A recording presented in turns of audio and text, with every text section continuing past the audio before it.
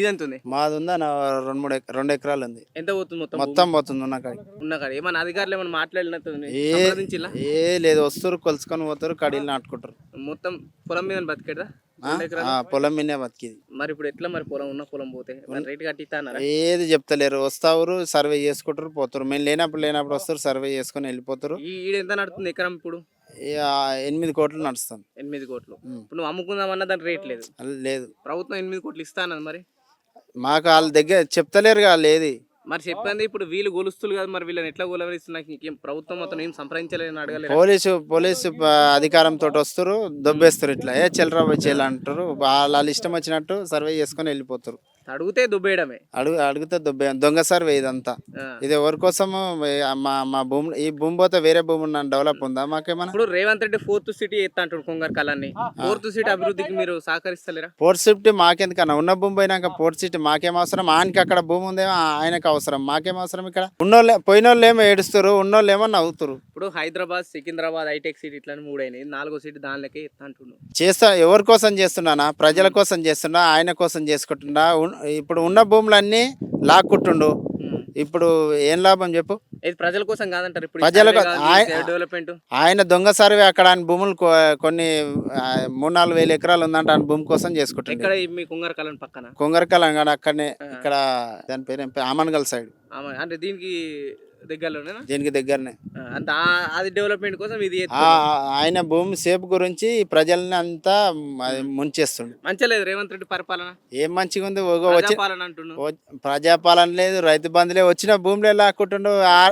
సంవత్సరం కూడా కాలే, మొత్తం ఇప్పుడు భూములే అమ్ముకుంటూ కొన్ని రోజులు అయితే ఊరు కూడా అమ్మేసుకుంటారు రేవంత్ రెడ్డి. అంత మాట ఎందుకు అంటున్నావే? ఇప్పుడు 9.5 ఏళ్ళలో కావచ్చు, లేకపోతే ఇంకా మిగతా ముందున్న ప్రభుత్వాలు చేయండి, 15 నెలల్లో నేను చేస్తున్నా అంటుండు.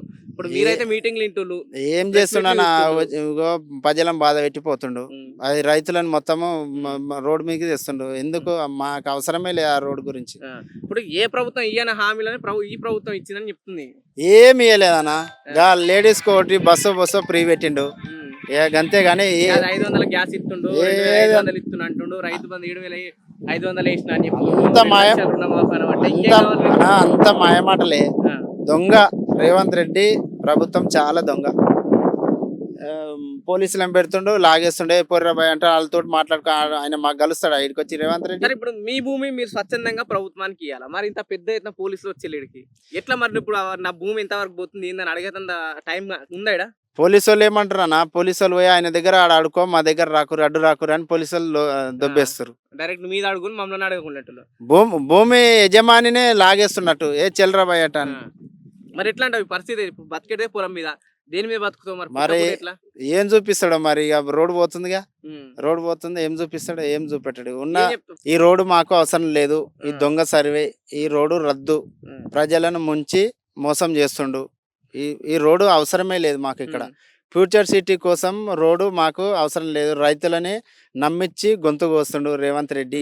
కాంగ్రెస్ పార్టీ అంటే రైతు ప్రభుత్వం, రైతు రాజ్యం అంటుండు. ఏ రాజ్యం లేదన్న. అలా పూర్తిగా చూడొచ్చు. ఇక్కడ రైతుల భూములు పోతున్నాయని చెప్పేసి వీళ్ళ రైతులు పెద్ద ఎత్తున బాధపడడం జరుగుతుంది. ఒకవైపు ఆ సర్వేయర్లు, ఆ పోలీస్ బలగాలతో పూర్తిగా సర్వే కూడా చేయడం జరుగుతుంది. కానీ ఇక్కడ ఉన్న రైతులు చెప్తున్నారు, మేము ఎక్కడ కూడా ఇష్ట ప్రకారంగా ప్రభుత్వానికి భూములు ఇస్తలేము. ఇక్కడ ఎకరం దాదాపు 9 నుంచి 10 కోట్లు ఎకరం పోతుంది. అంతా ఎకరం నుంచి 9 నుంచి 10 కోట్లు మాకు గట్టిస్తారా లేదా? ఇప్పటికీ గతంలో తీసుకున్న భూములకు, ఆ ప్రభుత్వం సేకరించిన భూములకు మాకు ఇప్పటివరకు కూడా ఇంకా డబ్బులు అందలేవు. ఆ రేట్ కూడా మాకు ఫిక్స్ అవ్వలేదు. ఇంకేం లేదు, ఏదో మా దగ్గర నుంచి దౌర్జన్యంగా గుంజుకోవడం తప్ప ఇవి ప్రభుత్వానికి ఎటువంటి, ఆ ప్రభుత్వం నుంచి వచ్చే ఎటువంటి లాభాలు కావచ్చు, ఫలితాలు మాకు ఏం అందలేవు. కేవలం పోలీస్ బలగాలను పెట్టి బలవంతంగా భూసేకరణ చేస్తుందని కొంగరకాలం వాసులు, ఇక్కడ ఉన్న రైతులు విలపించడం జరుగుతుంది.